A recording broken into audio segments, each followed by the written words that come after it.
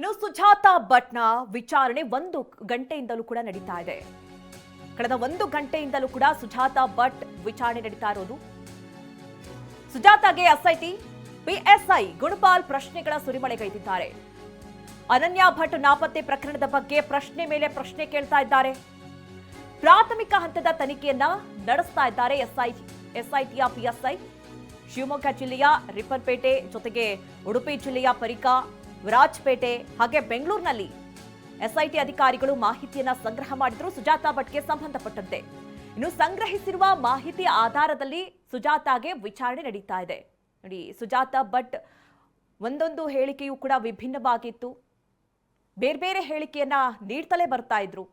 SIT ಮುಂದೆ ಎಲ್ಲಾ ಸತ್ಯಾಸತ್ಯತೆಯನ್ನ ಹೇಳ್ತೀನಿ ಅಂತ ಹೇಳ್ತಾ ಇದ್ರು, ಜೊತೆಗೆ ದಾಖಲೆಗಳನ್ನ ಕೂಡ ನೀಡ್ತೀನಿ ಅಂತ ಹೇಳ್ತಾ ಇದ್ರು.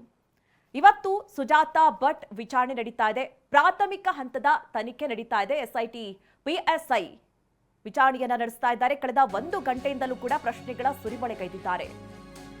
ಇನ್ನು ಹಿಂದೆ ವಿಚಾರಣೆ ನಡೆಸುವಂತೆ ಸುಜಾತಾ ಭಟ್ ಬಿಗಿ ಪಟ್ಟನ್ನ ಹಿಡಿದಿದ್ದಾರೆ. ತಿಮ್ರೋಡಿಯ ಮನೆಯಲ್ಲಿ ಒಂದ್ ಕಡೆ ಎಸ್ಐಟಿ ಅಧಿಕಾರಿಗಳು ಶೋಧ ನಡೆಸ್ತಾ ಇದ್ದಾರೆ. ಎಸ್ಐಟಿ ಕಚೇರಿಯಿಂದ ಹಿಂತಿರುಗಲು ಸುಜಾತಾಗೆ ಸೂಚನೆಯನ್ನ ಕೊಡಲಾಗಿದೆ. ಬೆಳ್ತಂಗಡಿ ಎಸ್ಐಟಿ ಕಚೇರಿಯಿಂದ ತೆರಳುವುದಕ್ಕೆ ಈಗ ಸುಜಾತಾ ಒಪ್ಕೊಂಡಿಲ್ಲ. ಮುಂಜಾನೆ 5 ಗಂಟೆಯಿಂದ ಕಚೇರಿಯಲ್ಲೇ ಇದ್ದಾರೆ ಅನ್ನೋದು ಮಾಹಿತಿ ತಿಳಿತಾ ಇದೆ. ಮಧ್ಯಾಹ್ನ 2 ಗಂಟೆಯಿಂದ ವಿಚಾರಣೆ ಆರಂಭ ಆಗಿದೆ. ಈಗ ಸದ್ಯ ವಾಪಸ್ ತಿರುಗುವಂತೆ ಅಂದ್ರೆ ಎಸ್ಐಟಿ ಕಚೇರಿಯಿಂದ ವಾಪಸ್ ತೆರಳುವಂತೆ ಸುಜಾತಾಗೆ ಸೂಚನೆಯನ್ನ ಕೊಡಲಾಗಿದೆ. ಯಾಕೆಂದ್ರೆ ಒಂದ್ ಕಡೆ ಮಹೇಶ್ ತಿಮ್ರೋಡಿ ಅವರ ನಿವಾಸದಲ್ಲಿ ಹಿರಿಯ ಅಧಿಕಾರಿಗಳು ಬೀಡು ಬಿಟ್ಟಿದ್ದಾರೆ.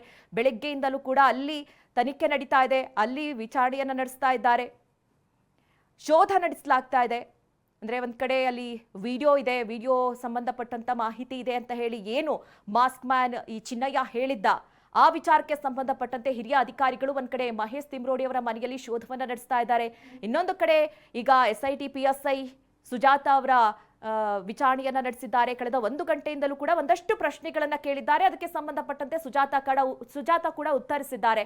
ಅದಾದ ನಂತರದಲ್ಲಿ ಈಗ ವಾಪಸ್ ತೆರಳುವಂತೆ ಸೂಚಿಸಿದ್ದಾರೆ. ಆದ್ರೆ ಸುಜಾತಾ ಅದಕ್ಕೆ ಒಪ್ಕೊಳ್ತಾ ಇಲ್ಲ ಅಂತೆ. ಹಿರಿಯ ಅಧಿಕಾರಿಗಳು ಬರೋವರೆಗೂ ನಾನು ಇಲ್ಲೇ ಇರ್ತೀನಿ ಅಂತ ಹೇಳಿ ಬಿಗಿಪಟ್ಟು ಹಿಡಿದಿದ್ದಾರೆ. ಜೊತೆಗೆ ಒಂದಷ್ಟು ದಾಖಲೆಗಳನ್ನು ಕೂಡ ಸಬ್ಮಿಟ್ ಮಾಡ್ತೀನಿ ಅಂತ ಹೇಳ್ತಾ ಇದ್ರು. ಹಾಗಾಗಿ ಸುಜಾತಾ ಆ ಎಲ್ಲಾ ದಾಖಲೆಗಳನ್ನ ತಂದಿದ್ದಾರಾ?